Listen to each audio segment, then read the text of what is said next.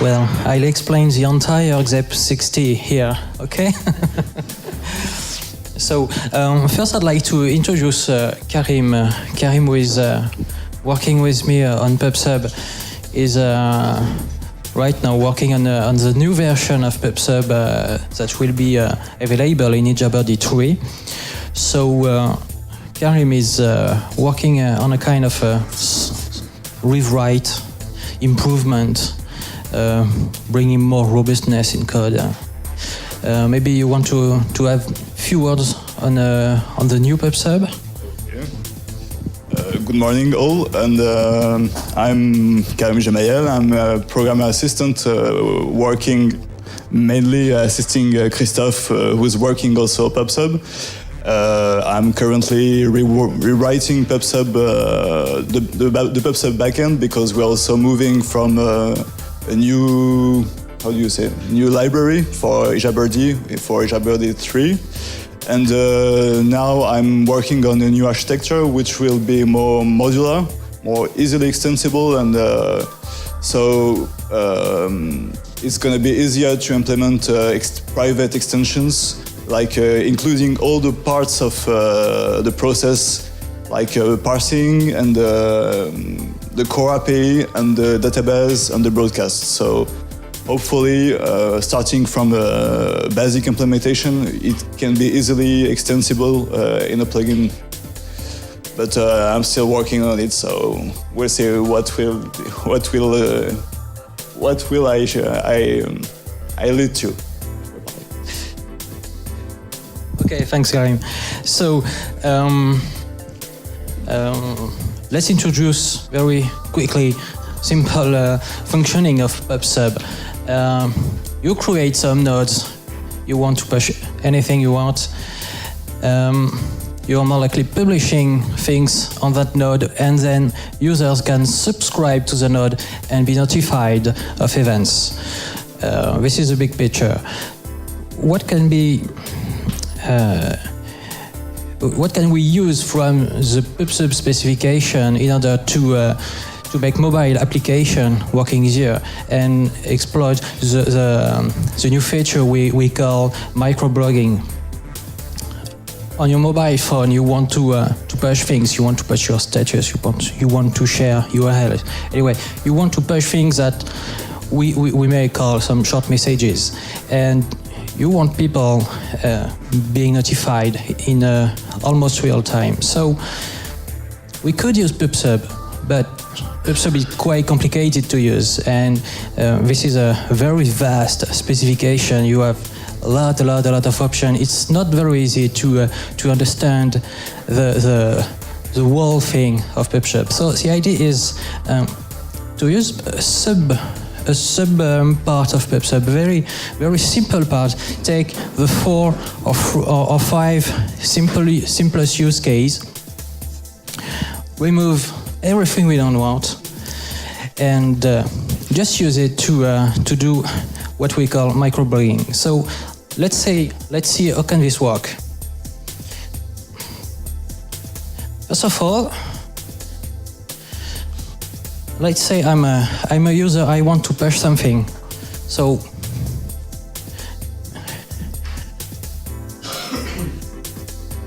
I will just do a publish item. This is the simplest use case of Pubsub if you want to send something. You don't have to care about your nodes, the node trees, anything like that. You don't want to care with Pubsub nodes. You just want to push something. So you just configure your application to push something related to some labels or anything you want, anything that is understandable for your application. Then your application will translate this in a node name. So at user level, you won't see all the node stuff. The server will create the node for you. Okay, now, how can other people be able to receive the notification without having to cope with all the Pubsub framework, subscribing node, etc., etc.? Let's say I have a user A, and I just use a disco on the Pubsub server, and I see there are these nodes. These can just be listed as a list of items or labels or anything we want. Don't need to say it's a node. It's no big deal for the user. So here I push something on my something I call my status, for example. Let's call this status. So I want to. I'm interested to this guy's status. So the application just does one subscribe. This is 2 use case. Here we have a push. Here we have a subscribe. If we follow the Pubsub system, well, that's not really good for microblogging, because if we follow the Pubsub system, we have to know all items that are pushed on that node. But here we want something more elaborated. We want to push something, and maybe some other people may react to what I've pushed. And then we create a thread on that, and everything listed on that node becomes a kind of discussion. This does not match with Pubsub, because with Pubsub you can push some things. You have items stored on the node, you have a list of items, and you are limited in the number of items you can push on the node. So we see this does not fit. How can we make the server manipulate the Pubsub trees of nodes by itself without the client to have to cope with Pubsub? Let's say I push something and A subscribe to that node, is interested to that node. If the server creates a new node, let's say this is an hidden node, we don't see it. We don't see it on the disco. We don't even have the knowledge that node exists. When I push something here, if I use item directly, it's pushed in that hidden node. This opens some new way to manipulate the data. Here we can store items, and here we can handle a discussion. Let's say we don't limit the number of items one node can handle. We really can store an entire discussion. But wait, what do I store on that node then? Let's say on that node we only have a reference on the first message we pushed on the node. So when your client does a disco, have a list of nodes, you only see for each node all items we pushed for the first time, but we don't see the threads. That way we have a very convenient way to follow all events some people have pushed on their own node. But that's still not enough. At this time, how that client knows he have to get items from that hidden node. The node is hidden. We don't know about it. Well, we already subscribed to the first level of interest node. So again, the server will create another node for us. Let's say for every subscriber, we create a node for that guy. Let's call it inbox.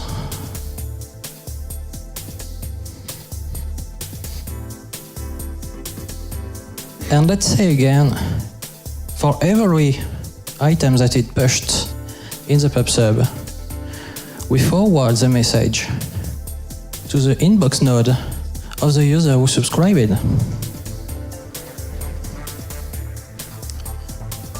And again, we create an implicit subscription here. All this mechanic thing is done server-side. We just don't see it at a client level. So well, I see I have 2 subscriptions, but that one is implicit. So just let's say we didn't ask for the subscription. Now, when a user push an item here, it's forwarded to user inbox, and as the user is subscribed to its own inbox, then it receives the event. Okay, great. That begins to work a bit. But again, there is some problem. If that node, which handles the entire thread, is hidden, how can I reply to something that has been pushed on the system? We said that user is subscribed to the first node. So when someone pushed an item for the first time, he received an item ID from the server. And that item ID can then be used to create the node name of the corresponding thread. As the user A is interested to think that is going through that node, it receives an event. And then he knows the item ID of that event. Then he just needs to directly push messages here. And the only thing the client A have to keep in memory is the item ID of the first items that have been published here. Let's say this user published another item. This will create another thread. So again, we'll create another node.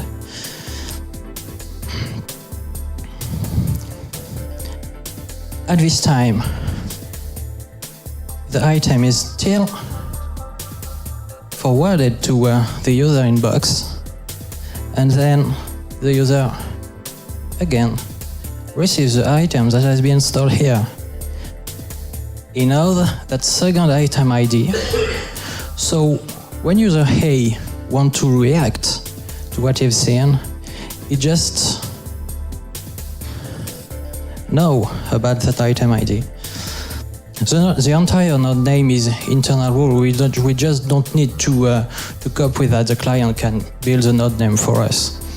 So the client cannot have the list of node names, but he have the name of that node who is interested in, and he'll also have the item IDs of all items that have been published in that node. Remember, we only keep the first item. So we only see the first item ID, and this item ID will be the ID of the entire thread.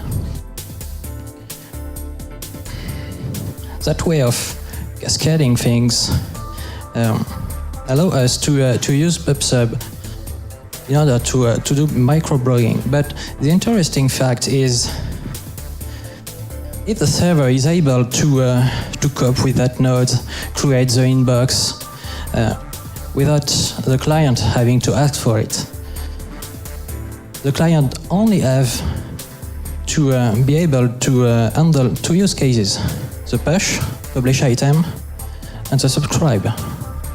The subscribe to the nodes I'm interested in. So this is a very minimal subset of the Pubsub. We don't need to cope with node configuration, subscription configuration. Don't want that. We just want the simple bar application of the function. Push an item, subscribe the node. Well, we said the first node have a limited number of items. this may be configured by the publisher anyway, but what happens if the publisher just removes that node or removes some items here? Well, we may have some nodes that are just useless. But don't forget, every items are forwarded to the inbox. So the idea at the server side is to have a copy of all items. Is it a real copy or a reference? That's no big deal. It's not the important point at this time. So when we remove some nodes and remove some items, we for sure can also remove that level of nodes. But we never touch every subscriber inbox. So each subscriber always has the information of what have been published. But well, in time, the inbox may become very big. Here we just use the Pubsub expire option, and we can configure the inbox in order to remove all entries for 3 months old, or anyway, it's up to the administrator. So we are sure we have here also an history in time that won't grow forever. That's the main idea. As every user has its own inbox, you can also develop some interesting feature. For example, we can let the client be able to tag the item of its own inbox. Let's say I've just read this message, I've read that one. That way, when the user just connects and retrieves the last published items, he will get the last published items from its inbox node, but not necessarily all the items. He can just receive the ones that he did not read already. So that may be fine. We keep an history, but we can also keep a kind of status of the item. We can also decide that this user is able to delete items from its own inbox. But that's some expansions of the protocol. So with very simple clients, only handle publish, subscribe, we can do micro blogging without changing anything in ZEP6E. That's a big deal. We don't change anything from the Pubsub specification. So we can handle a normal Pubsub system just in the same server, and that's interesting. Okay, so if you have some question, I don't know if I'm clear enough in the explanation, but this is a big picture.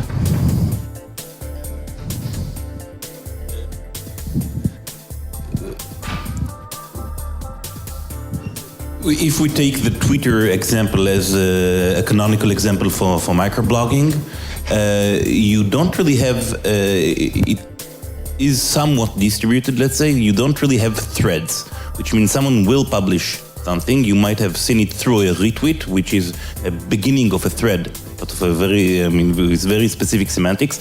Someone else will have seen the same retweet and will respond to the retweet. I don't really, so we have at least 2 threads and the identification. We don't take the Twitter example, we take the Facebook example. So we do it the Facebook way, one starting point for thread and all the replies. So 2 level only. So I think the point to note is that what was interesting is that we designed something to be compliant with Pubsub and transparent, and then we worked on one social web, and this is exactly the same idea. And it seems that the whole notion of inbox in Pubsub is really needed. It should be at the core of Pubsub, and we will try to make that happen. Maybe integrate it more in Pubsub, but definitely we'll work on that on One Social Web and make something merge this thing and make something nice for distributed. I just forgot to say one thing. This entire thing will be handled by one Pubsub plugin. In EJBuddy, we developed the concept of plugin, and each node has its own plugin. The main idea is to don't touch the core of Pubsub code, so we only have a plugin. Are you referring to EJBuddy modules? Sorry. Are you referring to EJBuddy modules, the plugins? Yeah. Okay. Yeah, Diana. So when an item is removed by the user that published it, the thread node will be removed. And what happens with the items on the inbox of the users that received it? The idea is to not touch the items from the inbox. So they will be seen again. And the idea is to let the client remove by itself items or just let item expire.